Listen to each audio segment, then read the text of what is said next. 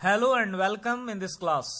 आज हम लोग चर्चा करने वाले हैं क्लास 10 फर्स्ट फ्लाइट बुक का first chapter a letter to God. ये जीएल फ्वेंस के द्वारा लिखी गई है। जीएल फ्वेंस की अगर हम बात करते हैं, वो एक राइटर हैं, पोएट हैं और जर्नलिस्ट भी हैं। अगर हम इसके टाइटल की बात करते हैं तो डेफिनेटली सी बात है, कोई ऐसा पता या मेलिंग एड्रेस नहीं है कि गॉड को पत्र लिखा जाए। तो फिर ये किस चीज के बारे में बात कर रही है? ये बात कर रही है अबाउट फैथ। यदि किसी भी ह्यूमन बीइंग का फैथ अगर किसी भी चीज के लिए बहुत स्ट्रांगली होता है तो हर एक काम हो सकता है। चैप्टर के स्टार्टिंग में डिस्क्राइब किया गया है कि एक हाउस है जो कि एक छोटी सी हिल पर है। उसके बाहर जो व्यू है वो बहुत ज्यादा ब्यूटीफुल है। नीचे रिवर बहती हुई दिख रही है, कॉर्न फिश दिख रही हैं और वो वहां एक ही हाउस है जो हिल पर है।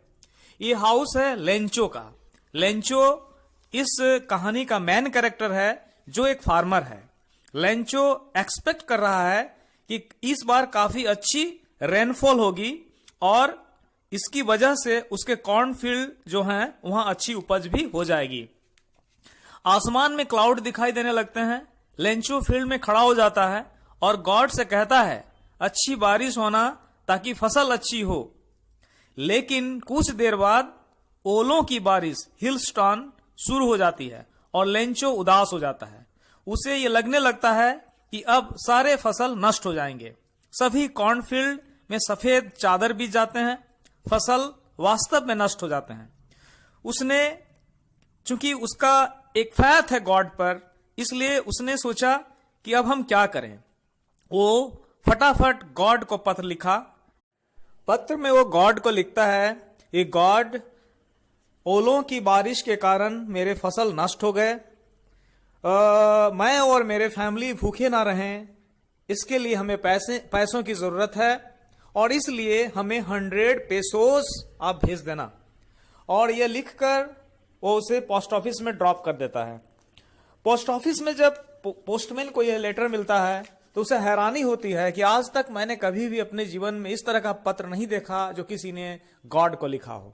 और दौड़े दौड़े पोस्टमास्टर के पास जाता है और पोस्टमास्टर से कहता है कि किसी ने गॉड के नाम से इस तरह का पत्र लिखा है।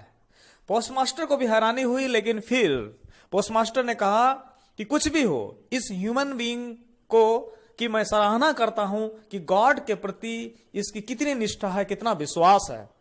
इतनी निष्ठा और विश्वास तो हम लोगों का भी नहीं है। और उसने कहा कि ठीक है, चलो हम लोग ही इसे मदद करते हैं।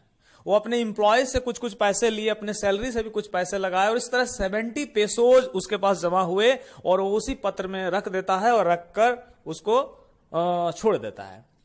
लेंचो का भी विश्वास ये रहता है कि एक ना एक दिन जरूर गॉड मुझे मदद करेंगे और इसलिए वो बराबर पोस्ट ऑफिस जाकर अपने पत्र का इंतजार करता है।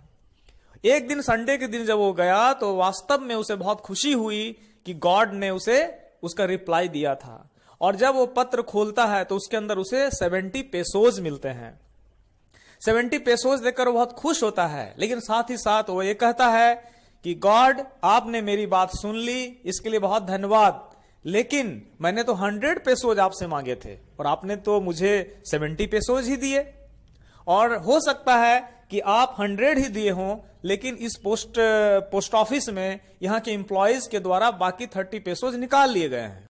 और इसलिए जब आप मेरी अगली बार मदद करो तो मुझे पोस्ट ऑफिस के द्वारा नहीं बल्कि डायरेक्ट मेरे मेल पे करना। इससे कोई भी आपके द्वारा की गई मदद राशि को नहीं निकाल सकता है। तो बच्चों, ये थी निष्ठा, विश्वास।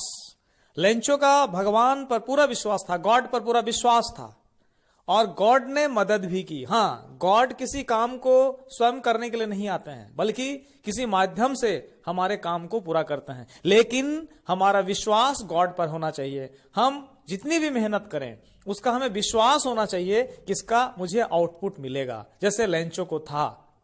तो हाँ, लेकिन जिन लोगों ने लेंचो की मदद की उसी पर वो शक किया, ये अलग बात है। तो मैं आप सबों को ये संदेश देना चाहूंगा इस कहानी के माध्यम से कि आप भी मेहनत करो और मेहनत के साथ साथ अपने आप पर विश्वास रखो कि मुझे सफलता मिलेगी।